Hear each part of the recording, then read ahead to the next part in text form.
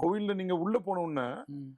அந்த சக்தி, அதே சக்தி நம்ம வீட்டுல கிடைக்குமான்னா இல்லங்க. கோவில்ல நம்ம வீடுகள்ல பலவிதமான மாறுபட்ட சூழ்நிலைகள் இருக்குங்க. ம். ஆனா ஒரு கோவிலுக்குள்ள வரும்பொழுது அந்த எனர்ஜி, அந்த சக்தி வந்து அபரிமிதமா இருக்கும்.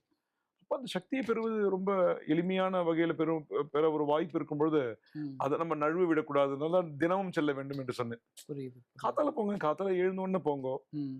சாயங்காலம் காத்தால போலாமே. காத்தால எனக்கு தெரிஞ்சு காத்தாலயே போலாம். காத்தால ம். ஃப்ரெஷ்ஷா இருப்போம். ம். காத்தால எழுந்த உடனே நமக்கு ஒரு வாக்கிங்னா போறாளே 1 மணி நேரம், 2 மணி நேரம் ம். வாக்கிங் போறா, எக்ஸர்சைஸ்க்கு போறா. ம். ஸோ மனசுகளுக்கு ஒரு எக்ஸர்சைஸ், மனசு ஒரு ஒருநிலைப்படுத்தக்கூடியது. ம். அந்த ஸ்ட்ரெஸ் என்றா, டிப்ரஷன் என்னன்னோ சொல்றா இப்ப.